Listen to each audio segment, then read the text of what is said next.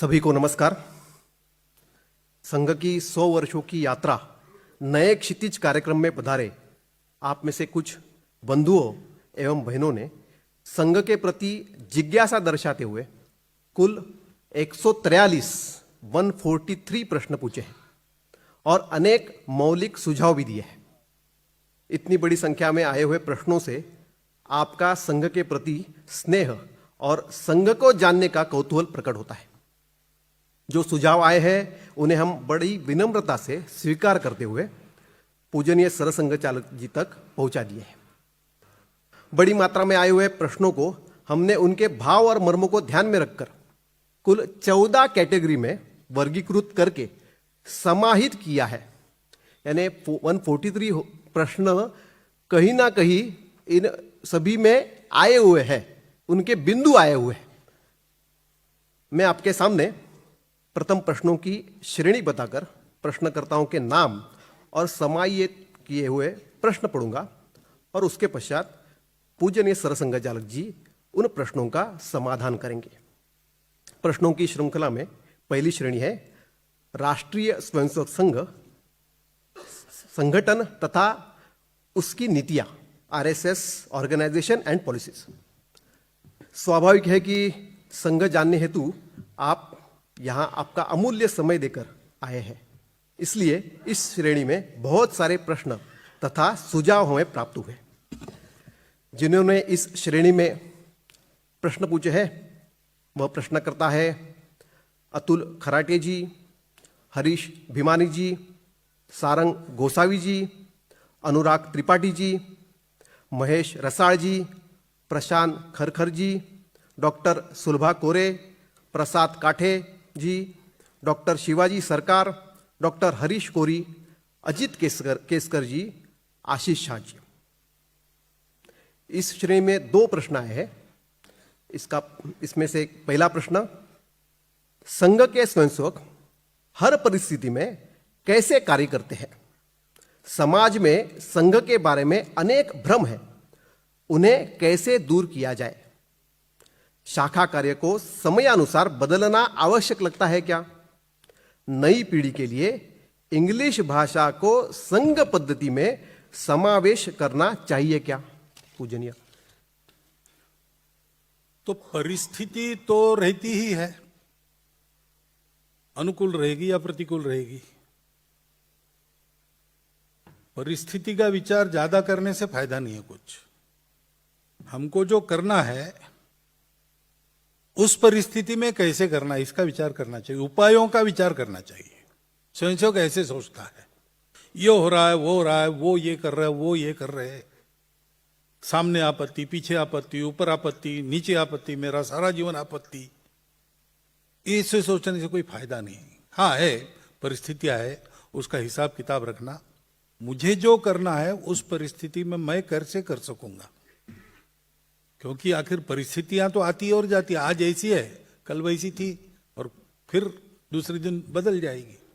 मैं तो वही हूं जो कल था, आज है और कल रहूंगा। तो मैंने इस परिस्थिति में काम करना है, वो कैसे करना चाहिए, ऐसा विचार जब होता है तो काम आगे बढ़ता है। संघ के स्वयंसेवक ऐसा ही विचार करते हैं। तो जहां घोर विरोध था वहां भी जाके अड़ गए, धीरे धीरे काम खड़ा हुआ, कहीं जल्दी हुआ, कहीं देर लगी। तो उन्होंने परिस्थिति का विचार नहीं किया, परिस्थिति का हिसाब किताब किया। मुझे उसमें कैसे काम करना चाहिए ये सोचकर काम किया, तो हर प्रकार की परिस्थिति में से रास्ता निकल आया, संघ का काम आगे बढ़ा। अब परिस्थिति ऐसी रहती है कि लोगों के मन में नया काम है तो भ्रम रहते ही है, भ्रम फैलाए भी जाते हैं। संघ के बारे में तो ये बहुत कुछ हुआ है, परंतु आखिर भ्रम की सत्ता तब तक चलती है जब तक सत्य सामने नहीं है। ज्ञानेश्वर महाराज की एक उक्ति है ना मराठी में, जववरी रे जववरी जंबूक करी गर्जना, जवरी ने देखिले पंचानना। जब तक शेर सामने नहीं आता तब तक सियार अपना चिल्लाते रहते हैं। इसे सत्य सामने आता है तो भ्रम अपने आप दूर हो जाते। तो कुछ तो जानकारी पहुंचाने में आजकल हम लोग लगे हैं। हमारा काम तो संस्कार का है, प्रचार का है नहीं। इसलिए प्रचार के क्षेत्र में हम पीछे रहे, क्योंकि प्रचार करते करते प्रचार करने वाले पर भी कुछ परिणाम होते हैं। प्रचार करेंगे तो प्रसिद्धि होगी, प्रसिद्धि होगी तो अहंकार बढ़ेगा। तो इससे बचना बहुत आवश्यक रहता है सार्वजनिक जीवन में। इसलिए प्रसिद्धि वर्षा के जैसे, जहां जितनी जब होनी चाहिए वहां उतनी तब हुई तो ठीक है, कम हुई तो भी खराब है, ज्यादा हुई तो भी खराब है। ऐसे प्रचार कार्य का करना, व्यक्ति का नहीं करना। जहां जितना जब आवश्यक है वहां उतना तब करना, ऐसा हम चलते हैं। इसलिए थोड़े पीछे है हम, लेकिन उसमें भी जितना पहुंचा सकते हैं जानकारी उतना देने का प्रयास हमने शुरू किया है। 8-10 वर्ष हो गए, धीरे धीरे आगे जा रहे हैं। अब वेबसाइट से अब आप प्रश्न डाल सकते हो, उत्तर मिलता है वेबसाइट पे। संपर्क की ये कार्यक्रम कर रहे हैं, आपको 2 दिन बुलाने का काम क्या है, तो यही संघ के बारे में हम बता रहे हैं आपको। ये सब हम करते हैं, परंतु मुख्य बात है जो मैंने कल भी कही कि प्रत्यक्ष देखिए। एक अच्छे प्रथित मासिक पत्रिका के संपादक रहे, अभी भी है, संघ के घोर विरोधी थे। वो मुझे मिलने आए, मैंने बताया उनको जो बताता हूं कल, जैसे आपको बताया। फिर भी उनके कई प्रश्न कायम थे।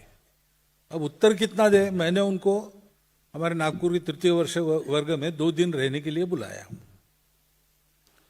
आए, 2 दिन रहे और सारे प्रश्न उनके समाप्त हो गए, एक छोड़ के। वो एक प्रश्न अभी भी कायम है, बताने पर भी विश्वास नहीं होता है कि संघ को पैसा कहां से आता है। मैं उनको बताता हूं, भाई स्वयंसेवक संघ चलाने के लिए स्वयंसेवक गुरुदक्षिणा करते हैं, सेवा वगैरह चलाने के लिए समाज से सहयोग लेते हैं, लेकिन उनका विश्वास नहीं होता कि इतने बड़े बड़े कार्यक्रम संघ करता है। लेकिन हमको व्यय बहुत कम आता है, क्योंकि जितना बचा सकते उतना बचाने का हमारा रवैया रहता है। तो जैसे हम प्रवास करते तो प्रवास में भोजन खरीदते नहीं है, घरों से मंगाते हैं। अब गाड़ियां लेट वेट हो जाती, एक आध बार रह जाता है तो रह जाता है। रुकेंगे तो हम होटलों में नहीं रुकेंगे, कार्यालय है तो वहां रुकेंगे, नहीं तो घरों में रुकेंगे। तो दिखता जो हो रहा है उसके पीछे जो नॉर्मल बजट है सोसाइटी का, उससे हमारा बजट बहुत कम रहता है। लेकिन उनका वो प्रश्न छोड़ के बाकी सब प्रश्न चले गए। तो हम ऐसा करते हैं, संघ अपने में लेके हम जाकर मिलते हैं और प्रत्यक्ष देखने से उनके भ्रम दूर हो जाते हैं। तो कल मेरा आह्वान भी यही था कि अंदर आके संघ को देखिए। कोई इतना बताने के बाद भी अपने प्रश्न कायम रहेंगे, ऐसा हो सकता है।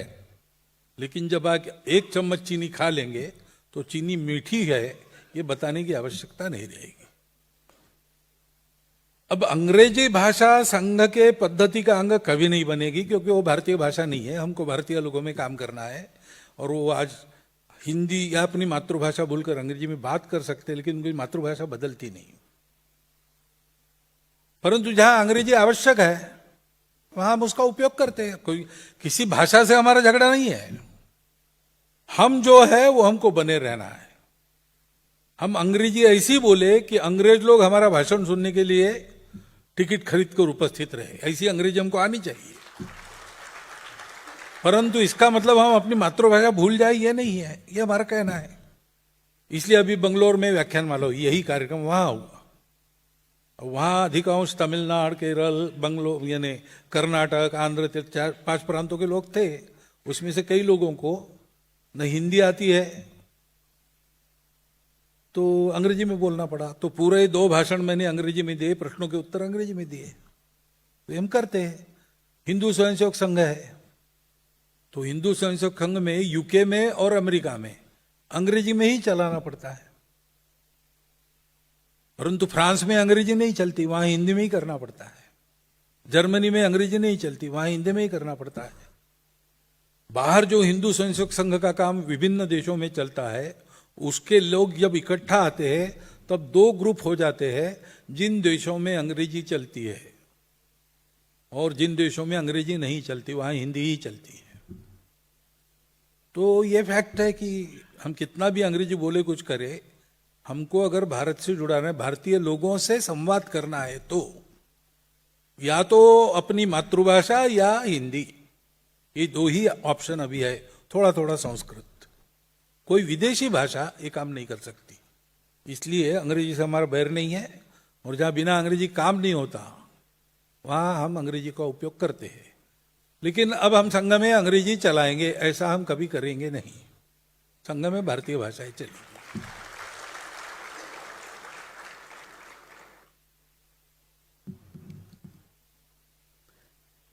संघ के कार्य पद्धति समझने की दृष्टि से एक प्रश्नकर्ता ने प्रश्न पूछा है, संघ में पदाधिकारी की निवृत्ति कैसे तय होती है? उसका आगे का पक्ष बात है, आगे कभी SC ST समाज का कोई व्यक्ति सरसंघ चालक बन सकता है क्या? अच्छा, आपको निवृत्ति कहना है कि नियुक्ति कहना है, ये मेरे ध्यान में नहीं आया। संघ में संघ के जो जनरल सेक्रेटरी है सरकारी अभी दत्ताजी होसबड़े है, वो और क्षेत्रों के, प्रांतों के, विभागों के, जिलों के संघ चालक, इनका 3 साल में एक बार निर्वाचन होता है। इतने लोग निर्वाचित होते हैं, उनको निर्वाचित करने वाला जो मतदाता वर्ग है वो भी निर्वाचित होता है स्वयंसेवकों से। 50 स्वयंसेवकों के पीछे एक ऐसे प्रांत प्रतिनिधि होते हैं और 40 प्रांत प्रतिनिधियों के पीछे एक अखिल भारतीय प्रतिनिधि होता है। अखिल भारतीय प्रतिनिधि ये सरकारी और क्षेत्र संघ चालकों का चुनाव करते हैं और उनके साथ प्रांतीय प्रतिनिधि मिलकर प्रांत, विभाग, जिला संघ चालकों का चुनाव करते हैं। बाकी सब लोगों की नियुक्ति ये लोग करते हैं। अपवाद एक है सरसंघ चालक। सरसंघ चालक जो है वो अगले की नियुक्ति करता है, उसमें निर्वाचन, वो एक श्रद्धा का स्थान माना जाता है, वहां चुनाव वगैरह नहीं है। वहां जो होगा उसके प्रति अपनी श्रद्धा लोग रखते हैं, वो व्यक्ति का मान नहीं है, वो आसन का मान है। अब नियुक्ति ऐसे होती है, निवृत्ति कभी भी हो सकती है। कार्य से निवृत्ति जीवन भर नहीं होती, मरते दम तक कार्य करते रहते लोग ऐसे भी है, जब तक शरीर चलता है तब तक काम करते हैं। लेकिन किसी दायित्व पर रहना, ये सामान्यतः ऐसा सोचते हम कि 75 की आयु के बाद बिना दायित्व के काम करना चाहिए। इसको संघ की अनुमति मिलेगी तब होगा। जैसे मेरी बात है, मेरे 75 पूरे हो गए तो मैंने कार्यकर्ताओं को कहा कि हो गया भाई, अब तो आपको क्या हो गया है, घूम तो रहे आप, काम करो। और तो मैं रुक गया हूं, मैं यहां रहूं ये मेरी इच्छा नहीं है, कार्यकर्ता की रहती नहीं है। मैं यहां न रहूं ये भी मेरा ऑप्शन नहीं है, संघ का ऑप्शन है। तो संघ जब कहेगा तब दायित्व से निवृत्ति, कार्य से निवृत्ति नहीं। दायित्व से निवृत्त होने के बाद भी संघ का काम तो मित्रता जोड़ना, अपने उदाहरण से सिखाना होने के कारण जीवन भर काम चलते रहता है। सक्रियता भी, शरीर की सक्रियता तब तक बनी रहती है। और निवृत्ति की कोई निश्चित पद्धति नहीं है।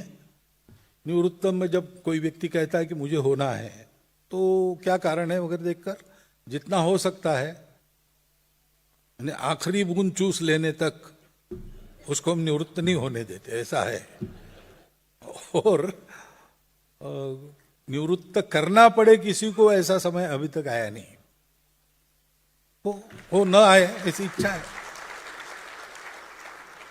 बाकी संघ का सरसंघ चालक कौन बने, तो कोई ब्राह्मण संघ का सरसंघ चालक नहीं बन सकता, कोई क्षत्रिय वैश्य शूद्र नहीं बन सकता, जो हिंदू है वही बनेगा।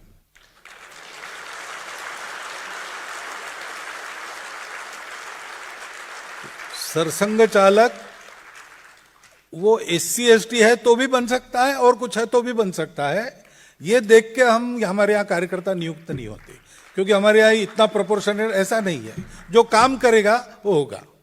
पहले पहले संघ छोटा था, एक ही बस्ती में संघ का काम शुरू हुआ। उस बस्ती, वो ब्राह्मण बस्ती थी, तो पहले पहले संघ के पदाधिकारी ऊपर से नीचे से सब ब्राह्मण रहते थे। तब लोग कहते कि बमनों का संघ है, हम कहते थे नहीं है नहीं है, वो लोग कहते ही थे, क्योंकि लोग यही देखते हैं अपनी कितने हैं। लेकिन अब संघ का काम बढ़ गया। हम तो जात पात में नहीं बढ़ाते, हम भौगोलिक क्षेत्र में बढ़ाते हैं। 10-10 हजार की बस्ती होती है शहरों में, हर बस्ती में काम होना चाहिए। 10-10, 12-12 गांवों का ग्रुप होता है, मंडल कहते हैं, हर मंडल में काम होना चाहिए। तो जैसे जियोग्राफिकली बढ़ते हैं तो सभी बस्तियां संपर्क में आती है, सभी जाति के लोग। तो आज आप देखेंगे तो अखिल भारतीय स्तर पर भी किसी एक जाति के लोग नहीं है, सब प्रकार के हैं। ऑल क्लासेस लगभग रिप्रेजेंट हो गए हैं और होते रहेंगे, क्योंकि सर्वदूर काम पहुंच गया है। तो ये स्वाभाविक बात जो होती है वो संघ में होती है। इसलिए कल SC/ST होगा कि नहीं इसका उत्तर मैं नहीं दे सकता, क्योंकि जिसको करना है वो सोचेगा। मुझे जब करना है तब मैं सोचूंगा, लेकिन मैं ये सोचूंगा कि योग्य कौन है, अवेलेबल बेस्ट कौन है। तो बेस्ट भी होना चाहिए और अवेलेबल भी होना चाहिए। मैं सरसंघ चालक हूं, बेस्ट लोग और भी है, लेकिन वो अवेलेबल नहीं। जिसको खाली किया जा सकता है वो अकेला ही था, इसलिए मुझे बना है। तो इसलिए इसको SC/ST होना ये डिस्क्वालिफिकेशन नहीं है, या ब्राह्मण होना ये क्वालिफिकेशन नहीं है। जो उपलब्ध है और अच्छा है उसको उस समय के सरसंघ चालक बने, उसमें SC/ST भी हो सकता है, कोई दिक्कत नहीं।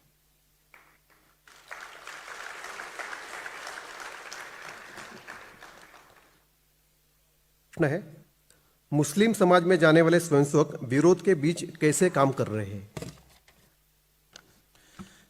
देखिए, कोई भी बात दो तरफा चली तो फलती है। आपने विरोध किया और मैंने भी विरोध शुरू किया तो विरोध चलेगा। तथागत बुद्ध को बहुत एक आए थे कोई, उन्होंने कोसा जैसे तैसे, वो शांत थे, कुछ बोले नहीं।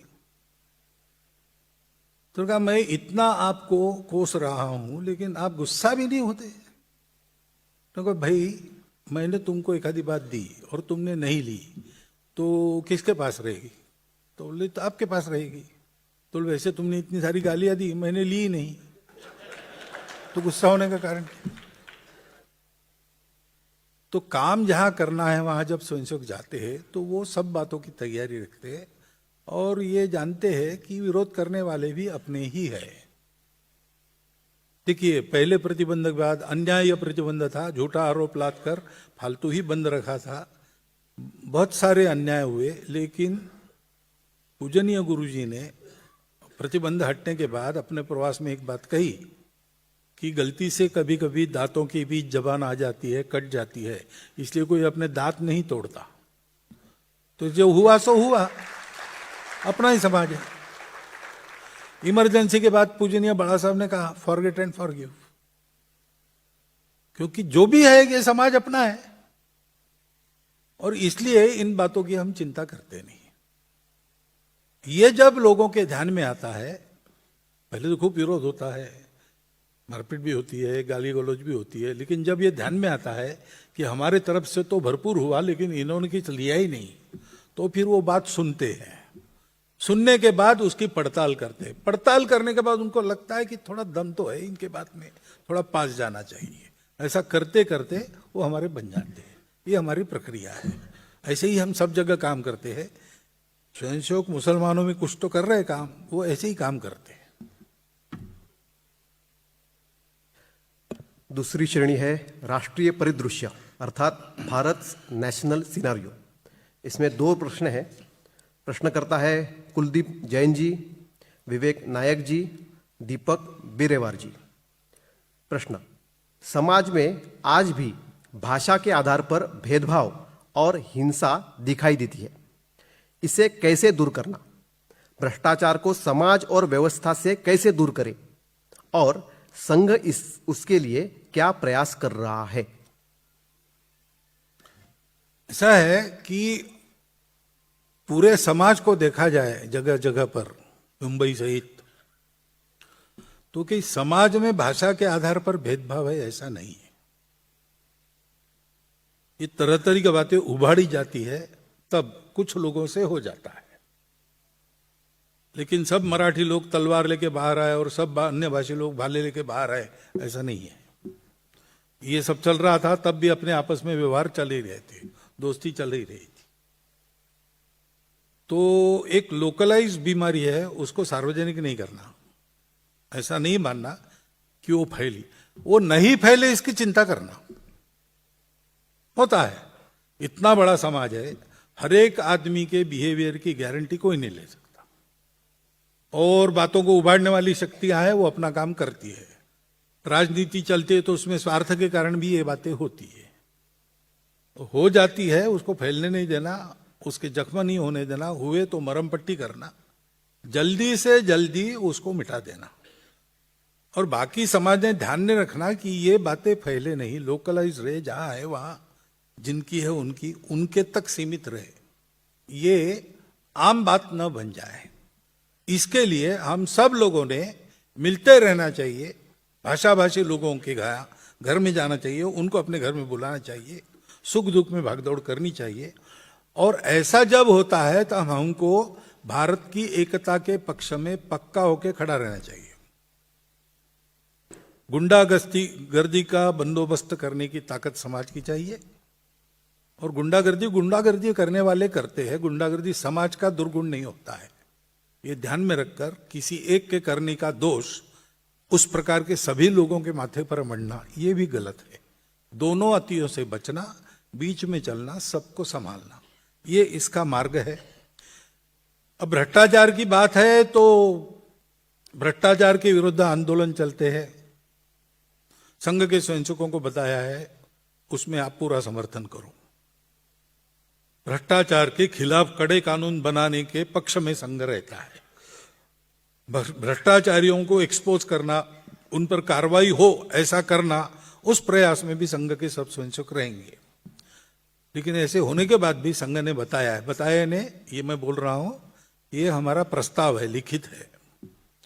पुत्तूर में प्रतिनिधि सभा हुई थी जब अण्णा जी का आंदोलन चल रहा था, तब ये प्रस्ताव किया हमने। ये तीनों बातें उसमें कही कि ऐसे सब मामलों में स्वयंसेवक शुद्धाचार के पक्ष में खड़े हो, और शुद्धाचार के पक्ष में खड़े हुए लोगों की पूर्ण मदद करो।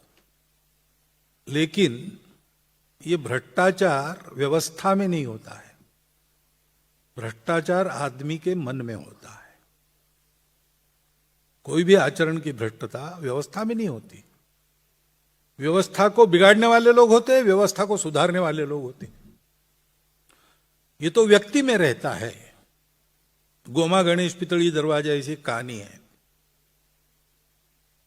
मजेदार है इसलिए बता देता हूं, थोड़ा लंबा हो गया तो भी, कि पूना में पेशवाओं के दरबार के शनिवार वाड़ा है, उसके गेट के सामने एक बच्चा अपने, एक 16 साल का बच्चा 9 साल की अपनी बहन को लेकर बैठता था, पीतल का सिक्का गणेश जी का और कुमकुम का द्राव, और जो आता था उसको कहता था कि ये लगाओ, तो लगाते थे। गणेश जी है, विघ्नहर्ता है, सरकारी काम के लिए जा रहे, कागज पर उनकी मुद्रा।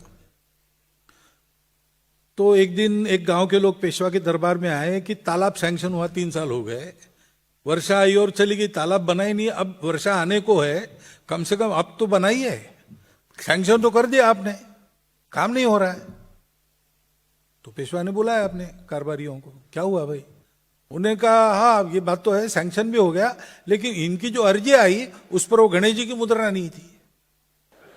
तो बोले गणेश जी की मुद्रा कहां से? तो बोले वो तो हर कागज पर रहती है, लेकिन ये नियम कहाँ है? तो बोले मालूम नहीं, पीछे से चलते आया है। तो फिर पता लगाया तो पता चला कि ये अनाथ हो गए थे दोनों, पेट भरने का साधन नहीं था, इसलिए इसने शुरू किया, जाने में पहले फ्री, आओ ये लगाओ, तो अच्छा लगता है, लोग करते थे। बाद में 1 पैसा, फिर 5 पैसा, ऐसा करके अब अपना पेट चलाता है। तो उसको अरेस्ट हुआ, पकड़ा, लाया दरबार में कि ये हमारे राज्य में भ्रष्टाचार बिल्कुल नहीं चलेगा, हम तुमको कड़ी सजा देंगे। उसने कहा आप मुझे सजा दे ही सकते हो, आप राजा हो, सर्वशक्तिमान हो, मेरा तो कुछ है नहीं, ताकत मेरी है नहीं, लेकिन आप जो बोल रहे भ्रष्टाचार बंद गई, ये आप नहीं कर सकते। क्या मतलब? तो बोले वो आप नहीं बंद कर सकते, आपकी ताकत नहीं है। तो बोले ऐसे कैसे? तो बोले देखिए, तो देखते हैं, तुमको एक जंगल में रखते हैं, वहां कोई आएगा जाएगा नहीं, और तुम वहां भ्रष्टाचार करके दिखाओ 6 महीने में। तो उसको जंगल में रख दिया, एक झोपड़ी बना दी, रक्षण की व्यवस्था की, रोज 2 बार भोजन आएगा, पास में नदी थी ना, तो रहने लगा वहां पे।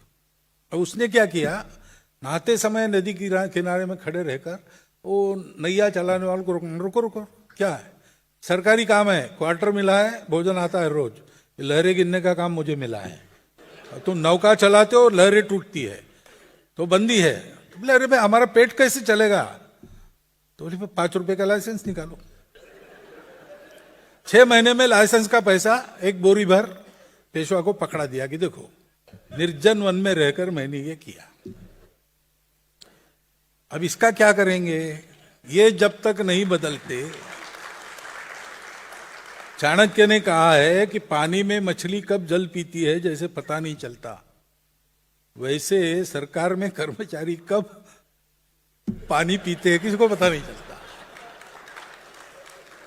अब इतनी पुरानी समस्या, ये संस्कारों पर आधारित है, जिसका संस्कार है उसका मन ही नहीं करेगा। तोरा मन दर्पण कहलाए, प्रसंग आंखों के सामने है ना, गीत का आशय यही है। हमारे घर में 100 साल की वकालत है, हमारे दादाजी बताते थे कि कोर्ट्स नए नए आए थे, तो एक आदमी आया, अब कोर्ट के प्रोसीजर किसको पता थे भारत में, तो वो सीधा कोर्ट में आया, मैजिस्ट्रेट गोरा आदमी था, उसको कहते महाराज 10,000 रुपया हमारे दोस्त ने लिया, वापस नहीं दे रहा है। अब वो भी, उसको भी दया आ गई, उसने प्रोसीजर वगैरह नहीं बताया, उसको बुलाया, उसको पूछा 10,000 रुपया नहीं लिया है। अब बार बार वो कह रहा है लिया है, और ये कह रहा है न्याय कैसा करे। तो उसने चपरासी को भेज के एक गाय बुलाई और उस आदमी के हाथ में गाय की पूंछ दी, उसको पकड़ और बता पैसा नहीं लिया। तो उसने हाथ में लिया, आधा मिनट रुका, फिर कहा नहीं माफ करो, मैंने पैसा लिया है, 3 महीने और दे दो, मैं वापस कर दूंगा। अब गाय की पूंछ हाथ में है तो झूठ न बोलने की दानत जहां है वहां भ्रष्टाचार रुक सकता है। और संघ का यही काम है, संस्कार उत्पन्न करना, खाएंगे नहीं, खिलाएंगे नहीं, चोरी काम में करेंगे नहीं। ऐसे है हमारे कार्यकर्ता है जो अड़ जाते हैं, लड़ जाते हैं। सामान्यता ये स्वभाव संयोग का रहता है, उसका कारण उसका संस्कार है। वो गरीब है तो भी पैसा नहीं खाएगा, गुरु दक्षिणा छात्रावास में रख दी, पड़ी रही वहां, तो जमा करनी थी, तो प्रवास वगैरह करके आए विभाग प्रचारक, और कल ये पैसा लेके जिला केंद्र पर जमा करना। रात को भोजन नहीं छात्रावास में, बोले क्या हो गया, बोले अनाज खत्म हुआ। कितने दिन से, 3 दिन से। अरे 3 दिन से भूखे हो, 2,000 रुपया यहां पड़ा है। बोले नहीं वो तो गुरुदक्षिणा है, ये दानत है, पेट में अन्न नहीं है लेकिन उस पैसे को हाथ नहीं लगाएंगे। ये संस्कार करने का काम संघ करता है, ये बढ़ेगा तभी भ्रष्टाचार पर नियंत्रण संभव है। राष्ट्रीय परिदृश्य का दूसरा प्रश्न, वन चाइल्ड अप्रोच के कारण अनेक प्रांतों में जनसंख्या घटती जा रही है, उसे संतुलित कैसे किया जाए। भारत में जनसंख्या को ध्यान में रखकर अर्थव्यवस्था में नवाचार के प्रयोग कैसे हो। अब जनसंख्या का प्रश्न आपने वन चाइल्ड अप्रोच वगैरह मुझे नहीं पूछना चाहिए, गृहस्थों ने विचार करना चाहिए, मैं तो जानता ही नहीं कुछ। लेकिन अब इतने जैसे आप जैसे सब लोगों को मिलता हूं तो जो सुनाई देता है उसके आधार पर बता रहा हूं। डॉक्टर लोग हमको कहते हैं कि 19 साल की आयु से 25 साल की आयु तक विवाह और 3 संतानें, तो पेरेंट्स और चिल्ड्रन दोनों हेल्दी रहते हैं। मानस शास्त्र वाले कहते हैं, साइकोलॉजिस्ट कहते हैं कि घर में अगर 3 सिबलिंग्स है तो आपस में जो व्यवहार उनका होता है उसमें से वो ईगो मैनेजमेंट अच्छी तरह सीख लेते हैं, उसके चलते उनके अपने परिवारों में बाद में विच्छेद नहीं होता है, तो परिवार का स्वास्थ्य ठीक रहता है। और पॉपुलेशन साइंटिस्ट कहते हैं कि 3 से नीचे खतरा है और 2.3 से नीचे आप ढलान पर हो। अभी हम 2.1 के नीचे जा रहे हैं, बिहार वगैरह के कारण बचे हैं हम, अब थोड़े ऊपर है। तो बहुत से देशों ने ये प्रयास करके 2.5 के नीचे जाने के बाद फिर से 3 से ऊपर अपने पॉपुलेशन को लाया। और देश की पॉपुलेशन पॉलिसी कहती है 2.1, तो 2.1 राउंड ऑफ करते हैं, गणित में तो 2 होता है, लेकिन आदमी के बारे में ऐसा नहीं हो सकता ना। 0.1 आदमी होता नहीं, कभी होगा तो पूरा होगा, नहीं तो नहीं होगा। तो 2.1 यानी 3। तो सब प्रकार के शास्त्र हमको बता रहे कि परिवार में 3 संतान चाहिए। अब शास्त्र कह रहे हैं, लेकिन ये 2 परिवारों का भी प्रश्न है और 2 लोगों का भी प्रश्न है, पति पत्नी का भी प्रश्न है, समाज का भी प्रश्न है। इसका ठीक से विचार करके कुछ करना चाहिए। परवरिश कैसे करेंगे वगैरह, ये प्रश्न बहुत ज्यादा संगत नहीं है, थोड़ी बहुत कठिनाई हो सकती है। लेकिन आप एक पुस्तक भी पढ़िए, कादम्बरी है ना, एक कथन है, आत्मकथन है और सत्य है। अमेरिका के एक टाइम मैनेजमेंट साइंटिस्ट थे, उनका अपना आत्मचरित्र। कॉलेज में उनका प्रेम हुआ, दोनों का विवाह हो गया। उन्होंने तय किया 12 बच्चे करेंगे, और किए, 12 संतान हो गए उनकी। सबको अच्छा पढ़ाया, बड़ा करा। उस पर उन्होंने पुस्तक लिखी है, चीपर बाय डजन, थोक में सस्ता पड़ता है, ऐसा। उस पर फिल्म भी निकली है, तो पुस्तक लेके पढ़िया। तो ये जो परवरिश वगैरह की बातें रहती है, वो आपके सामने से दूर हो जाएगी। तो 3 का ठीक सोच सकते हैं, सोचिए। लेकिन विवाह नहीं करना है, संन्यास लेना है, संघ का प्रचारक या समिति की प्रचारिका जाना है, बात अलग है। लेकिन अगर विवाह करना है तो विवाह केवल 2 लोगों के शारीरिक संबंध की बात नहीं है। विवाह समाज का जो यूनिट है, फैमिली, उसको उत्पन्न करने वाला उपकरण है और संस्कार है। तो विवाह करना और जिम्मेवारी नहीं लेना, ये नहीं होना चाहिए। विवाह करना चाहिए, जिम्मेदारी के साथ उसको निभाना चाहिए। दोनों ने अपने आसाद जन्म की बात करते हैं, वो परस्पर का रिश्ता निभाने की बात है। परिवार में क्या रहना चाहिए, कैसा रहना चाहिए, इसका है, वो गृहस्थाश्रम निभाने की बात है। और सामाजिक कर्तव्य निभाने की बात में ये बात आती है। परंतु संतुलन के, असंतुलन के और 2 कारण हैं। और ये जो बर्थ रेट वाली बात है, वो आखिरी है, तीसरा है। पहला है कन्वर्शन। तो हमारे यहां तो मत स्वातंत्र्य है, आपका भगवान आप चुन सकते हैं, और आप खुद चुनते हो तो उस पर कोई हाथ नहीं उठा सकता, ऑब्जेक्शन नहीं ले सकता। रेवरेंड नारायण वामन टिळक थे, कोकणस्थ ब्राह्मण थे, लेकिन उनको लगा कि ईसा मसीह का रास्ता मेरे लिए ठीक है, तो वो ईसाई बन गए। उनके पत्नी को लगा नहीं, तो हिंदू रह गई। उनके पुत्र देवदत्त टिळक, वो भी हिंदू ही थे। परिवार में विच्छेद वगैरह नहीं हुआ, परिवार था ही। ये बात अलग है कि जब रेवरेंड नारायण वामन टिळक चर्च में तुकाराम महाराज के अभंग गाने लगे, तब उनको बाहर कर दिया, वो बात अलग है। लेकिन वो ईसाई बने तो बन सकते हैं, कोई उसमें। वो एक प्रसिद्ध कवि थे, कवि, हम पाठ्यपुस्तकों में उनकी कविताएं याद करते थे। उनकी योग्यता है ही, वो आदरणीय भी है, सम्माननीय है, और देशवासी के नाते हमारे प्रेम के विषय भी है। परंतु जोर जबरदस्ती या लालच दिखाकर या मजबूरी में फंसाकर अपनी झुंड बढ़ाने के लिए अपने झुंड में खींचना लोगों को, ये जो मतांतरण का प्रकार है, वो पूर्णतः त्याज्य है, निषेधार्ह है। और घर वापसी उसका उत्तर है, वो होना चाहिए। ये बंद होना चाहिए, घर वापसी चालू होना चाहिए।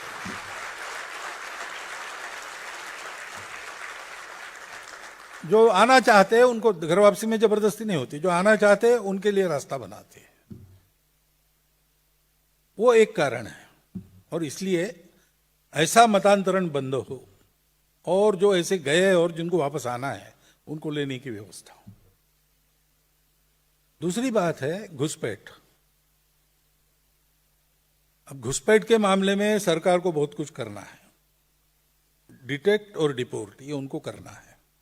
अब तक होता नहीं था, अब थोड़ा थोड़ा शुरू हुआ है, धीरे धीरे बढ़ेगा।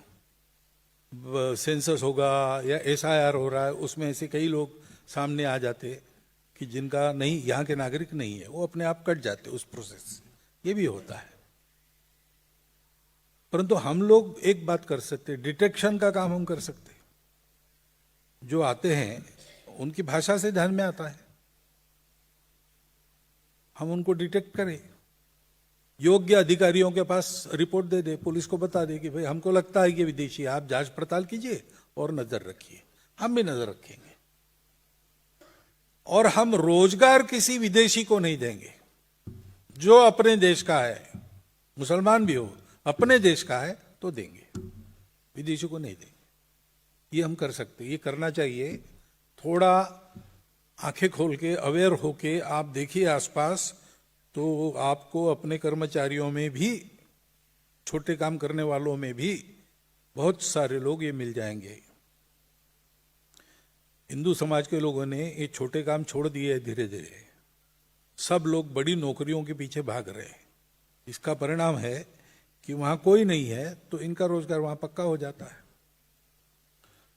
तो किसी का रोजगार नहीं मारना है, लेकिन सब प्रकार के कामों में अपने लोग चाहिए। और जो अपने आप को हिंदू नहीं कहते वो भी है, तो भी वो इस देश के हैं तो उनको काम मिले। ये हम कर सकते हैं, वो करना चाहिए। ये दो कारण है। और अर्थव्यवस्था में नवाचार की, जहां तक हमारी जनसंख्या बहुत ज्यादा है, इसलिए हमको जो भी करना है प्रगति में, वो रोजगार उत्पादक होना चाहिए, रोजगार के लिए मारक नहीं होना चाहिए। तो नई टेक्नोलॉजी आ रही, एआई वगैरह जैसी, उसका परिणाम रोजगार कम होने में न हो, इसके लिए क्या करना? टेक्नोलॉजी तो आएगी, स्पर्धा के लिए हमको उसका मास्टर बन के उसका उपयोग तो करना पड़ेगा। एआई आने नहीं देंगे, ये नहीं हम कह सकते। एआई आएगा, उसका उपयोग हम ऐसा करेंगे कि बिना रोजगार को धक्का लगाए हमारा चलेगा। इसलिए मैंने जो बात कही कल या आज ही कही पहले संवाद में, कि मास प्रोडक्शन है, बड़ी बड़ी कंपनियां, हमारी एमएनसी में स्पर्धा चलती है, भारतीय कंपनियां भी चाहिए तो वो चलेगी, परंतु हमारा जोर होना चाहिए मास प्रोडक्शन के बजाय प्रोडक्शन बाय मासेस पर। तो हजारों जगह एक प्रकार का उत्पादन हो तो हमारे देश में वो सस्ता हो जाएगा, तो भाव की होड़ नहीं चलेगी, क्वालिटी की होड़ चलेगी।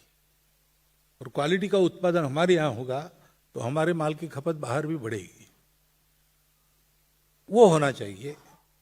और अधिक लोगों को रोजगार मिले, ऐसी मानवीय तकनीकी, या जो तकनीकी आती है उसको वैसा बनाकर हमने उपयोग करना चाहिए। ये अगर हमने किया, और उसके लिए दूसरी बात, अपने हाथ से काम करने पर प्रोत्साहन देना और अपने हाथ से काम करने वालों की प्रतिष्ठा बढ़ाना, जो आज नहीं है। आपके पास अगर 2 लाख रुपया है तो आपकी एक कीमत है। 2 लाख रुपया जेब में है आपके, लोगों ने बड़ा आदमी है। 2 लाख रुपया आप क्या करेंगे? खाएंगे? क्या करते हैं रुपए से? कुछ नहीं, आप खरीदेंगे ना, खाने के लिए चावल गेहूं खरीदेंगे। 2 लाख रुपए का चावल जिसके पास है उसकी प्रतिष्ठा वो नहीं है। जो निरुपयोगी धन है आपका, उसकी प्रतिष्ठा है।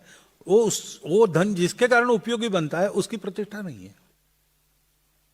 तो हाथ से काम करने वालों की प्रतिष्ठा, किसान खेती करता है, खेती करने के लिए जवान लड़का तैयार है, उसके पास नए नए उपाय है, पुराने अपने तंत्र को भी जानता है, लेकिन वो खेती करेगा तो उसको लड़की नहीं मिलेगी विवाह के लिए, कैसे होगा? ये सब ठीक करना पड़ेगा। ये केवल तंत्र की व्यवस्था की, सरकार की बात नहीं है। हम सब लोगों को अपने मेंटल मेकअप में सुधार करना पड़ेगा, तब ये रोजगार बढ़ेंगे। अपने यहां हाथ ज्यादा है, उनको काम चाहिए। खाली दिमाग शैतान के घर हो जाते, फिर नक्सलवाद बढ़ता है, फिर शहरों में हिंसा बढ़ती है, महिलाओं के प्रति अत्याचार के मामले सामने आते हैं। खाली हाथों को काम मिले, इस प्रकार का अर्थतंत्र अपना और इस प्रकार का मन अपना, हाथ से काम करने के वाले की प्रतिष्ठा। नौकरी के पीछे सब भाग रहे, ऐसा नहीं होने देना। ये सब हमको करना पड़ेगा, तब वो विकेंद्रित अर्थव्यवस्था अच्छी तरह से चल सकेगी। आज का यह कार्यक्रम मुंबई में हो रहा है। मुंबई देश की आर्थिक राजधानी है, इसके कारण इकोनॉमी रिलेटेड क्वेश्चन आना अति स्वाभाविक है। लेकिन आप प्रश्न सुनेंगे तो ध्यान में आ जाएगा कि हमारे में से बंधु ग्रामीण क्षेत्र की अर्थव्यवस्था, महिलाओं के उद्योग के बारे में भी चिंता करते हैं, ऐसे आपको ध्यान में आ जाएगा।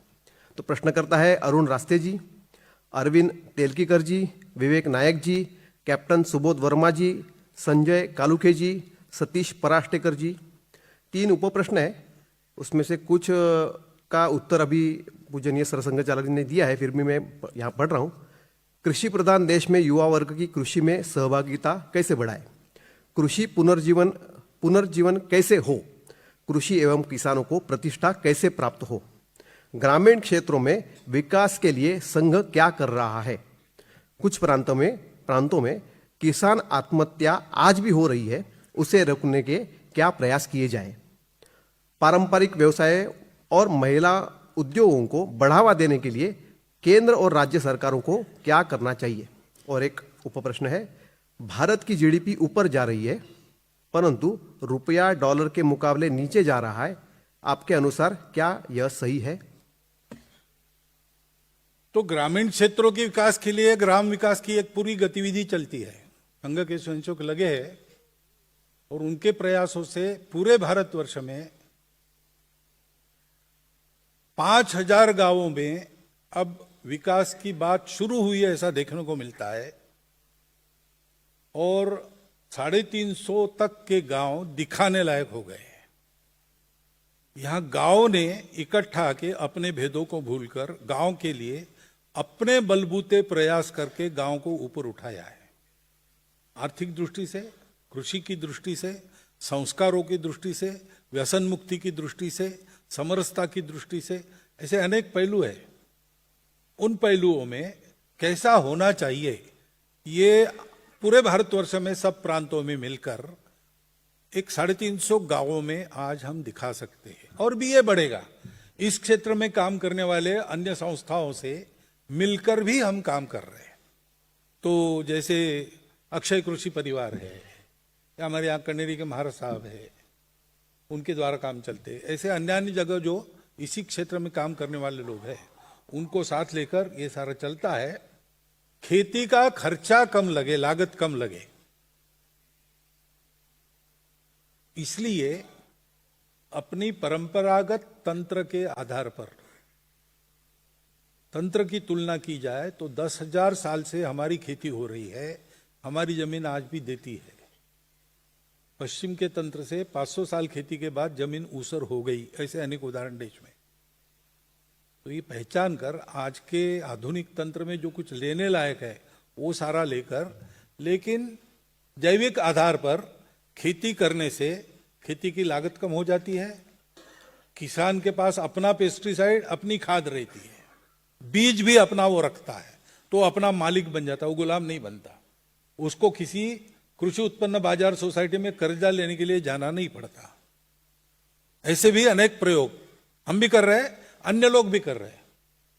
पूरे देश में ये प्रयोग है, बहुत अच्छे चल रहे हैं। एक उदाहरण मैं देता हूं, ऐसे 1000 है। गोपाल साही नाम के एक किसान है, बिहार में जो मूल प्यूसा इंस्टीट्यूट है उसके पास उनका गांव है, 7 एकड़ की उनकी खेती है, ऊपर के पानी पर चलने वाली। और 7 एकड़ में उन्होंने अपनी जो परंपरागत जैविक खेती, मिक्स्ड क्रॉप्स, साथ में पशुपालन, मछली पालन, ये सब जोड़ के ऐसी खेती की। उनकी बहू कलेक्टर थी, रिजाइन करके खेती चलाने के लिए घर में आ गई।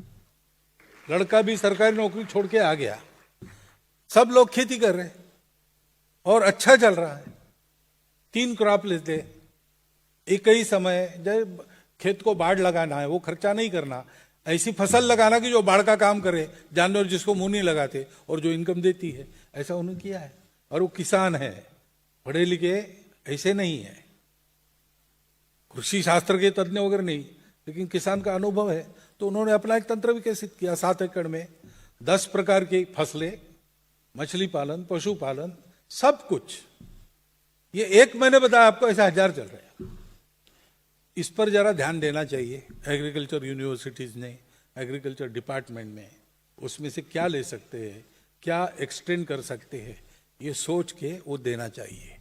लेकिन शिक्षित वर्ग हमारा अपने ज्ञान के अहंकार में ही इतना मग्न होता है कि इधर ध्यान जाने के लिए उसको जरा समय लगता है। लगे समय, लेकिन देर सवेर क्यों ना, देर आयत दुरुस्त आयत, ऐसा भी हुआ तो भी चलेगा, लेकिन ये करना पड़ेगा। तो किसान का खर्चा कम होगा, तो फिर कर्जा नहीं लेगा। उसके लिए प्रसंस्करण के उपक्रम अधिक करने की आवश्यकता है। सरकार को करना है तो स्टोरेज और वैल्यू एडिशन, इसका कुछ प्रबंध विकेंद्रित तरीके से व्यापक, बंबई में है नहीं चलेगा भाई, हर तहसील में कम से कम एक जगह होना चाहिए। मैं तो कहता हूं कि हर 10-12 गांवों में एक प्रसंस्करण का प्लांट होना चाहिए, स्टोरेज का एक कोल्ड स्टोरेज वगैरह होना चाहिए। ऐसा करते हैं तो किसान बड़े आनंद से अपने भूमि से सोना मोती निकाल के हमको खिलाएंगे। ऐसे हमारा किसान बहुत गुणी है, तो ये करना पड़ेगा। ये करेंगे तो उसका खर्चा कम होता है, उसको कर्जा लेने की जरूरत नहीं पड़ती, सब प्रकार के तनाव से मुक्त होकर आनंद से खेती कर सकता है। और दूसरी बात है श्रम प्रतिष्ठा, जो मैंने पिछले प्रश्न में कही, वो किए बिना ये होगा नहीं। तो ऐसे प्रयोगों को ढूंढना, आगे लाना, बताना। अभी पद्मश्री मिली ना दादा लाड़, किसान संघ के कार्यकर्ता हमारे प्रचारक हैं, तो उन्होंने नया टेक्निक निकाला। तो उससे वही ज्वारी, वही कॉटन, वही गेहूं, लेकिन 15 गुना ज्यादा उत्पादन देता है। इस प्रकार का एक दादा लाड टेक्निक, उसी पर उनको ICAR में भी पारितोषिक मिला, उनके टेक्निक को नॉमिनेट किया गया है। तो दादा लाड टेक्निक अब एग्रीकल्चर साइंस में आ गया। ऐसे प्रयोग करने वाले बहुत लोग हैं, उनको प्रोत्साहन मिलना, किसानों को खेती के लिए सम्मानित करना, किसान घरों में लड़कियां देना, लड़कियों ने जाना, ये सब करना पड़ेगा, तब ये बातें होगी। पारंपरिक व्यवसाय और महिला उद्योगों को बढ़ावा देने वाले प्रयास तो चल रहे हैं। जैसे एक जिला एक उत्पाद, ऐसा एक चलता है। उस जिले का जो विशेष उत्पाद है वो तो कारीगरी ही है, वहां की है, लोकल है बिल्कुल, और छोटे छोटे लोग भी करते हैं। तो राज्य सरकार के उसके ओर से उसको पुरस्कृत किया जाता है और उसका मार्केटिंग किया जाता है। या सहकार भारती जैसे संगठन दुकान शुरू करता है सिंपली देसी, तो ये छोटे छोटे लोग जो बनाते हैं उसको एक्सपोर्ट मार्केट में बहुत अच्छा भाव मिलता है, तो वो उनके लिए मार्केट उपलब्ध करा देते हैं। ऐसे उपक्रम होने चाहिए। कारीगरी उनके हाथ में है, उस कारीगरी की कीमत दुनिया भर में है, लेकिन करने वाले को उचित दाम मिले, पूरा मिले, बीच में ज्यादा खाया न जाए, और उसको एक बाजार मिले, उसको सारी दुनिया में भेजा जाए, हमारे द्वारा पुरस्कृत हो, इसकी आवश्यकता है। थोड़ा थोड़ा ये काम शुरू हुआ है, सरकार ही करे ऐसा नहीं, हम भी कर सकते हैं। तो जहां जहां हो सकता है शुरू करना चाहिए।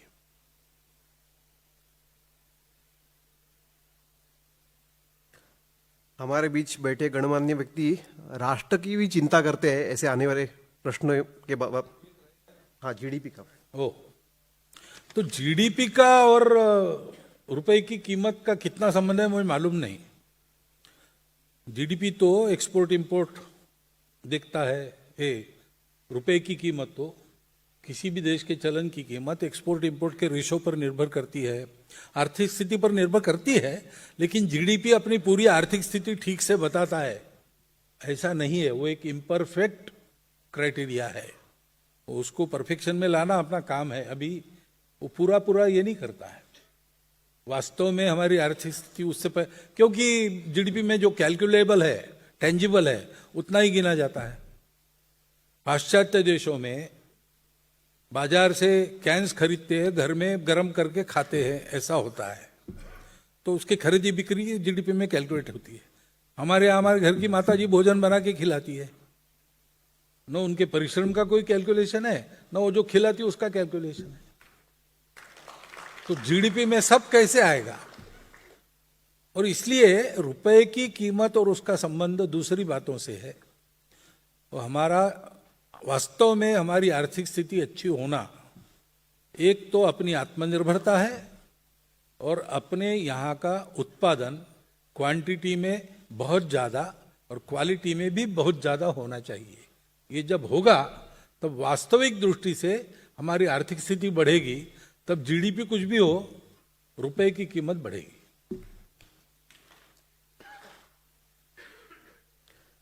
तो नेशनल सिक्योरिटी की चिंता करने वाले प्रश्न करता है दिनकर देशपांडे जी, डॉक्टर प्रकाश वैद्य जी, विवेक नायक जी, डॉक्टर अभय पाटिल, अनूप कुमार पाल जी, मधुकर गावित जी, प्रसाद काठी जी। प्रश्न है, आजकल सर्वदूर पुलिस विभाग अधिक दबाव में दिखाई देता है। उत्सव पर्व में उन्हें अधिक सक्रिय रहना पड़ रहा है। सक्षम अधिकारी तथा यंत्रणा के रहते हुए भी घात पात की घटनाएं रोकना संभव क्यों नहीं हो रहा है? उसी के साथ दूसरा प्रश्न है, सुरक्षा क्षेत्र में नए नए अनुसंधान अत्यावश्यक बन गए हैं। इस कार्य में उच्च शिक्षा संस्थानों को जोड़कर काम करना आवश्यक लगता है। संघ उसके लिए क्या सहयोग कर सकता है? तो पुलिस तो दबाव में रहती है, समाज का सहयोग चाहिए तो दबाव में नहीं रहेगी। अपने देश में अंग्रेजी व्यवस्था आने के पहले सब ठीक रहता था, समाज की एक गुणवत्ता थी, तो बहुत कम लोगों में नियंत्रण होता था। आज भी आप चले जाइए, सुदूर ग्रामीण अंचलों में जाइए अथवा वनवासी अंचलों में जाइए, बड़े बड़े मेले लगते हैं, बहुत कम पुलिस लगती है, क्योंकि वो स्वयं अनुशासन पालन करते हैं। उनमें वो गुण है अभी भी। हम संघ में संस्कार देते हैं अनुशासन का। परिणाम ऐसे हुआ, यूके में मिल्टन किन्स में 1 लाख लोगों का हिंदू सम्मेलन हुआ बहुत साल पहले। लता दीदी वगैरह सब आए थे उसमें। उसी समय फुटबॉल मैचेस थे, तो वहां तो फुटबॉल मैचेस में युद्ध ही रहता है एक प्रकार का। तो 6000 तरुण लोग देखने के लिए आए थे, 8000 पुलिस वहां लगी थी, और इस कार्यक्रम में 80 पुलिस लगी थी। वहां 8000 पुलिस लगने के बाद भी दंगा फसाद हो गया, और यहां लोग आए कैसा है देखने के लिए, तो 80 पुलिस कह रहे कि यहां तो हमको कुछ काम ही है नहीं, ये लोग बहुत अच्छा नाश्ता भोजन बनाते हैं, वो खाना और पड़े रहना ऐसा ही है, इस वक्त खुद ही मैनेज कर रहे सब लोग। मिल्टन किन्स बाउल एक बड़ा ऐसा स्टेडियम जैसा भू प्रकार है, उसमें वो सम्मेलन हुआ। एक कागज का छोटा सा चिथड़ा भी कार्यक्रम होने के बाद एक 7-8 घंटे के बाद वहां नहीं था। यहाँ कहीं कार्यक्रम हो गया ये पता न चले, इतनी साफ सफाई थी। तो ये क्यों था? आने वाले लोगों ने व्यवस्था में स्वयं को इन्वॉल्व किया, सहकार्य दिया, तो पुलिस का टेंशन भी कम हो जाता है। और पुलिस की क्षमता है और समाज अलर्ट है तो हादसे भी रुक सकते हैं। नहीं तो घातपात करने वाले क्या है, कौन पहचान सकता है? अपने जैसे ही रहते दिखने में। तो कोई बम लेके कहीं पर रखा है, किसका वो पता चलता है? इन्हें भीड़ में आने वाला प्रत्येक व्यक्ति, उसके दिमाग में क्या चल रहा है, वो क्या करने वाला है, ये सब लोग देख नहीं सकते, और जो देख सकते वो सबको देख नहीं सकते। तो वारदातें होती है, केवल अपने यहां होती है ऐसा नहीं, सभी देशों में होती है। क्योंकि ये करने के लिए कुछ ज्यादा ताकत नहीं चाहिए। 2 आदमी है, 1 आदमी है, वो कुछ जाके फेंक के आए कहीं, कुछ कर दे, हो जाता है। मरने पर ही तुला, सुइसाइड बॉम्बर है, और पहचान भी नहीं सकते, वो जाके अपने आप को उड़ा देता है, लोगों का भी नुकसान करता है। और इसलिए घातपात की घटनाएं होना, इस प्रकार का जो पागलपन है उसमें, ये पूरा बंद होगा ऐसा नहीं है। लेकिन अगर समाज अवेयर है, अभी दिल्ली में वो विस्फोट हुआ तो पता कैसे चला? थोड़ा पहले पता चला, क्योंकि एक ऐसे ही सजग आदमी ने हॉस्पिटल के वॉश बेसिन के नीचे एक चिट्ठी देखी, उसको लगा कि इसमें कुछ गड़बड़ है, उसने खुफिया विभाग को दे दिया, उस पर से सारा पता चला, और पीछे पुलिस पड़ी, तो उसको आकर दिल्ली चांदनी चौक में ब्लास्ट करना पड़ा, नहीं तो बहुत बड़े हादसे की योजना थी। तो इसलिए समाज की सजगता, समाज की तैयारी, ऐसे समय में धीरज रखकर सब ठीक करना, ये समाज का भी ट्रेनिंग चाहिए, समाज में वो अनुशासन चाहिए, समाज में वो अपनापन चाहिए और वो सजगता चाहिए। सजगता से 90% नियंत्रण आता है, बाकी 10% भगवान की मर्जी, जब जो होना है तब तो होता है। लेकिन व्यवस्था के पक्केपन के साथ साथ समाज का भी पक्कापन आवश्यक है, तब ये सारे काम ठीक होते हैं। और नए अनुसंधान जहां कहीं चल रहे उसमें संघ कुछ सहयोग कर सकता है तो संघ जरूर कहेगा। सहयोग का मतलब आप ये करते कि हमने अनुसंधान किया है, थोड़ा सा डिफेंस मिनिस्ट्री में या होम मिनिस्ट्री में बता दो, तो बता देने तक तो हम करेंगे, आगे हम नहीं जा सकते, क्योंकि सरकार, जो लोग सरकार में है वही चलाते हैं, हम लोग नहीं चलाते, बैक सीट ड्राइविंग हम नहीं करते। अच्छी बातें पता चली, उपयोगी बातें पता चली, हमारे संयोजक वहां बैठे, नहीं होते तो भी जो भी बैठे हैं उन तक हमारे संपर्क है तो हम पहुंचा देते हैं, उतना भर हम कर सकते हैं। लेकिन और कोई सहयोग हम अपने बलबूते कर सकते हैं तो हम जरूर करेंगे। इसी श्रेणी का दूसरा प्रश्न है, पड़ोसी देशों में जो प्रसंग खड़े हुए, उदाहरणार्थ बांग्लादेश, वह देखते हुए हमें हमारे देश में मध्यवर्ती सुरक्षा बल निर्माण करना आवश्यक लगता है क्या? एक प्रश्न पहले उत्तर में आया है, वो अवैध घुसपैठी का था, वो छोड़कर और एक दूसरा प्रश्न पढ़ रहा हूं। भारत विरोधी शक्तियां 2047 में भारत विभाजन स्वप्न साकार करने का उल्लेख करते दिखाई दे रहे हैं, क्या उसे रोक पाना संभव है? अब एक बात ध्यान में रखिए कि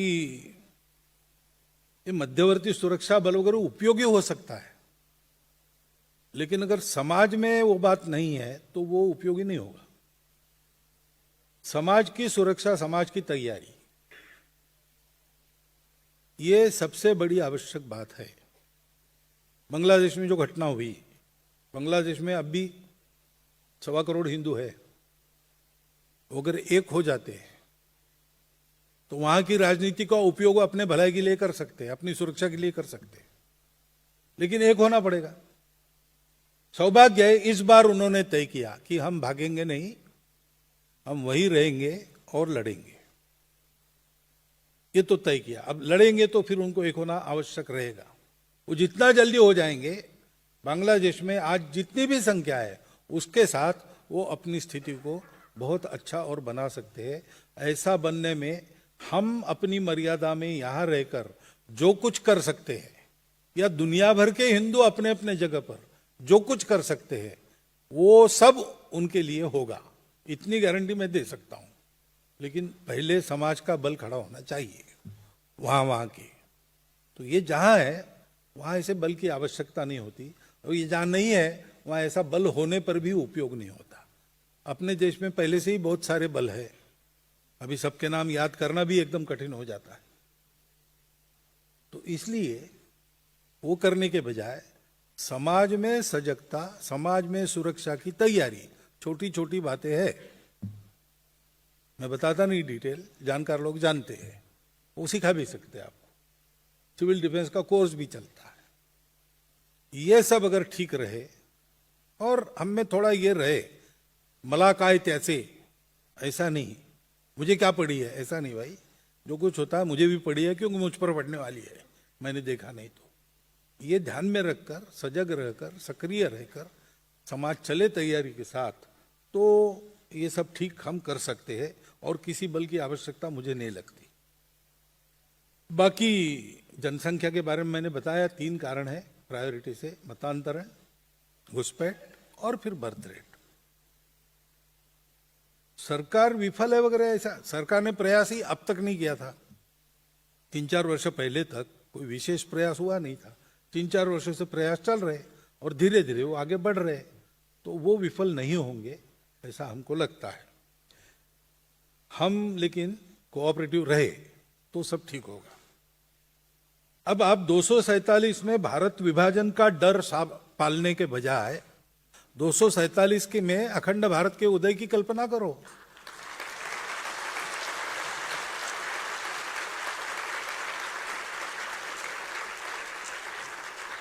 अरे जो 500 साल सुल्तान बादशाह यहां रहकर नहीं कर सके, जो 200 साल में अंग्रेज नहीं कर सके, वो स्वतंत्र भारत में अब क्यों होगा फिर से? ये 1947 नहीं है।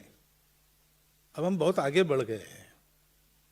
अब भारत को तोड़ने वाले टूट जाएंगे, भारत जुड़ जाएगा। ये होगा और ये हम करके रहेंगे। ये संकल्प आप मन में मजबूत बनाओ तो कुछ ये जो सपने देख रहे, दुस्वप्न देख रहे हैं, उनके मंसूबे कभी सफल नहीं होंगे। हम सब लोग हैं, हम ये होने नहीं देंगे, ऐसा सोचो। रिलीजन्स और कास्ट इश्यूज में प्रश्न करता है जसपाल भासिन जी, जितेंद्र सिंह चड्ढा जी। प्रश्न है, हिंदू सिख एकता के लिए आपके विचार क्या है? देखिए, हम भूल गए हैं एकता की बात। एक थे ही, अभी भी क्या है, रोटी बेटी व्यवहार सब चलता है ना। सिख घरों में मौने लोगों के घर की बहू ये है, केशधारियों के घर की लड़कियां इधर भी आती है, तो खून का रिश्ता है। पूजा एक अलग मानी जा सकती है। सिख रिलीजन के नाते सिख अलग है, उनके उस विशिष्टता को और मान्यता देनी चाहिए, वो अपना स्वभाव है। परंतु एकता कहने से थोड़ा लगता है कि अलग है, क्या अलग नहीं है भाई। समाज के नाते हम सब लोग एक है। ये रिलीजन्स जो है, ये सब रिलीजन्स एक स्वभाव के हैं, और इसलिए हम रोज हमारा एकात्मता स्तोत्र कहते हैं, उसमें इन सब का नाम लेते हैं हम। चतुर्वेदाः पुराणानि सर्वोपनिषदस्तथा रामायणम भारतम च गीता सद्दर्शनानि च जैनागमाः त्रिपिटकाः गुरुग्रंथ सतांगिरा एष ज्ञानदि श्रेष्ठ सर्वेशो हृदि सर्वदा श्रद्धेयो हृदि सर्वदा। ये पूरा अपना ध्यान नहीं दिया है, श्रद्धा पूर्वक उसको हृदय में धारण करो। श्री गुरु ग्रंथ साहब में केवल सिख संतों की वाणी है क्या? पूरे भारत के संतों की वाणी है। औपनिषदिक जो धर्म है वही बताया गया है। तो ठीक है, एक सिख पंथ के नाते आचार विचार कुछ रहते, उसका अनुशासन पालन करने वाले सिख कहलाते, वो सिख है। बाकी लोग नहीं करते, वो सिख नहीं है। लेकिन समाज के नाते, राष्ट्र के नाते वो कभी दो थे नहीं। कंध की चादर बने नवम गुरु साहब जी कश्मीर के पंडितों की रक्षा के लिए। ये नाता रहा है एक दूसरे के लिए, उसका स्मरण रखे। तो एकता तो होनी चाहिए, सबकी एकता होनी चाहिए, एकता का थोड़ी विरोध है। लेकिन एकता नई लानी नहीं है, जो पुरानी है, जिसको हम भूल गए, उसको फिर से स्थापित करना है। हृदय में ये बात रखे कि ये सारी अलग अलग विशेषताएं अपने यहाँ है, उसका स्वीकार है, सम्मान है, उसकी मान्यता है। परंतु ये सब होने के बाद भी देश, धर्म, संस्कृति, राष्ट्र के नाते, समाज के नाते हम सब लोग एक है। ये ध्यान में रखेंगे तो ये बात होगी, होना चाहिए, इसमें कोई दो राय है नहीं। जातिगत विषयों के प्रश्न हैं, उसमें प्रश्न करता है श्री 1008 श्री टीलाद्वार मंगल पीठाधीश्वर माधवाचार्य महाराज, श्री 1008 श्री काशीदास महात्यागी जी, डॉक्टर दीपक तुकाराम खोत, डॉक्टर विजय हब्बू, विवेक विनायक पटवर्धन जी, दिनकर देशपांडे जी, सनोज ठाकरान जी, श्रीकांत वसंत बोजेवार जी, श्रीराम दांडेकर जी, अशोक तावड़े जी, संदीप वेलिंग जी, कुणाल अग्रवाल जी, शिवनाथ गंगाराम शिंदे जी, डॉक्टर मोनिका ठक्कर, डॉक्टर सुरेश हावरे। एक साथ प्रश्न किए हैं, जातिगत जागरूकता और मुखरता बढ़ रही है। उदाहरण के तौर पर SC/ST अधिनियम, UGC विनियमन। जातिगत राजनीति प्रायः सभी राजनीतिक दलों की कार्यपद्धति बन गई है। यह डॉक्टर बाबा साहेब अम्बेडकर द्वारा पुरस्कृत जाति अंत के सिद्धांत के विपरीत भी चल रहा है। जातिगत आरक्षण व उससे जुड़े आंदोलन भी कुछ समय के लिए तीव्र बनते हैं। इसके विकल्प पर मार्गदर्शन करें। क्या संघ ने इस पर ठोस भूमिका नहीं लेनी चाहिए? जातियों के बीच तनाव का वातावरण न बने, इसका क्या उपाय है? भारत के तीव्र विकास के लिए क्या जातिवाद का अंत संभव है? तो संघ की भूमिका ठोस रही है पहले से। पूना में वसंत व्याख्यान माला में हमारे तीसरे सरसंघचालक पूजनीय बाला साहब देवरे जी का भाषण हुआ था। उसकी पुस्तिका है सामाजिक समरसता और हिंदू संगठन। तो फिर से स्थानीय कार्यकर्ताओं के द्वारा उसको मंगा लीजिए, पढ़ लीजिए। वो संघ की ठोस भूमिका है। संविधान सम्मत जितने आरक्षण हैं उन सबको उनके जन्म से संघ का समर्थन रहा है। जब तक जातिगत भेदभाव की भावना जाती नहीं और जातिगत भेदभाव की घटनाएं थमती नहीं, तब तक वो आरक्षण लागू रहना चाहिए। और वो थम गई ऐसा जो उनके शिकार है उनको लगना चाहिए कि अब वो भेद नहीं रहा, अब इसकी जरूरत नहीं। और ये हो रहा है। लोग ऐसे कह रहे हैं कि अब हमको मिल गया, अब हमको नहीं चाहिए, और जो जरूरतमंद है उनको दो, ये कहने की प्रक्रिया शुरू हो गई है। लेकिन जब तक वो कहते नहीं कि अब जरूरत नहीं, तब तक चालू रहना चाहिए। ऐसा पक्का हमने कहा है। जातिगत भेदभाव ये जो है बात, तो उस भेदभाव के लिए जो जो कारण है वो सब जाने चाहिए। It should go out lock stock and barrel, ये स्पष्ट वाक्य है उसमें। हमने इस पर बहुत ठोस भूमिका ली है। और हमको ये भी पता है, और आप भी जानो, कि व्यवस्था नियम से ठीक होने वाली ये बात नहीं है। कानून से ये बात ठीक होने वाली नहीं है। ये बात ठीक होगी केवल सद्भावना और केवल सद्भावना से। अपने समाज में कुछ हुआ, चलो जो हुआ बीत गया, लेकिन उसका परिणाम ये हुआ कि एक वर्ग गड्ढे में है, एक वर्ग ऊपर। अभी भी बदला नहीं है ये सब होने के बाद भी, क्योंकि वो प्रामाणिकता नहीं है। तो जिनके लिए प्रावधान किए गए वो अभी भी गड्ढे में ही है। जो दबंग है वो सब ले गए, ऐसा हो गया। तो जब तक ये है तब तक समाज आगे नहीं बढ़ेगा। एक समाज के हम अंग है, एक पैर और हाथ लूला है, तो शरीर स्वस्थ कहलाएगा क्या और आगे बढ़ेगा क्या? तो वो अगर होना है तो जो गड्ढे में गिरे हैं उनको अपने टखने पर खड़े होकर हाथ ऊंचा करना है बाहर निकलने के लिए, और जो ऊपर है उनको थोड़ा और झुकना है और उनको हाथ देना है, तभी तो सब आगे बराबरी में। अब ये बात कानून से नहीं होती, ये बात संवेदना से, समझदारी से होती है। तो हम ऐसा विचार करें कि 2000 वर्ष विषमता का दंश जिन्होंने झेला, उनकी जो स्थिति है उनको उससे बाहर लाने के लिए, बराबरी में लाने के लिए, मान लीजिए 200 साल हमने कुछ सहन किया, तो सौदा सस्ता ही है ना, महंगा नहीं है। अपने देश के लिए, अपने समाज के लिए, अपने भाइयों के लिए। वैसे तो आह्वान करेंगे देश के लिए प्राण त्याग दो, ये अपना देश ही है ना। प्राण नहीं त्यागने हैं भैया, बहुत बहुत थोड़ा छोड़ना है, छोड़ दीजिए। ये समझदारी है तो इसका हल है, नहीं तो दोनों तरफ तर्क है, उसमें दोनों में दम है। लेकिन इसका निर्णय हो सकता है क्या? वो विषमता का दंश झेल रहे हैं, उनको विशेष प्रावधानों की आवश्यकता है। अभी भी घटनाएं चलती है, उनको प्रोटेक्शन की आवश्यकता है। इधर नई पीढ़ी कहती है कि जो हुआ वो हमने तो नहीं किया, हम क्यों भुगते हैं? और फिर जो घटनाएं को लिए नियम आप बनाते हो उसका दुरुपयोग भी होता है, ये भी सत्य है। अब इसका हल क्या है? दोनों तरफ का व्यवहार बदल जाए। व्यवहार क्यों बदलेगा? क्योंकि हम एक दूसरे के हैं।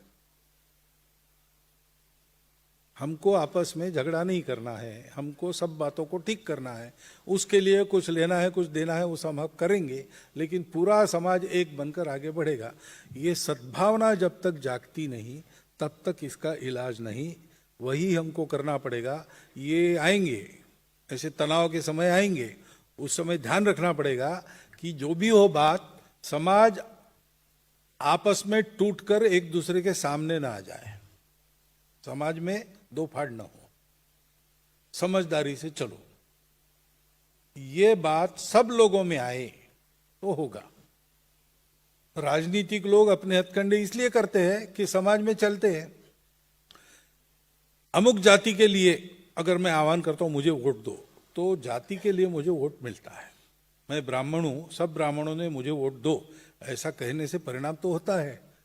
तो परिणाम होता है तो मैं कहूंगा, क्योंकि मुझे कल जात मिटानी है लेकिन मैं सत्ता में हूं तो मुझे सत्ता में आकर मिटानी है। सत्ता में आना पहला काम है। उसके लिए समाज के मन में जात पात है, जात पात को मैं आह्वान करता हूं।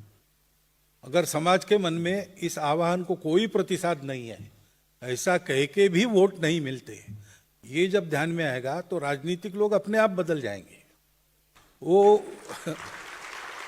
वो बड़े जातिवादी है, ये गलत है, वो बड़े समतावादी है, ये भी गलत है, वो वोटवादी है।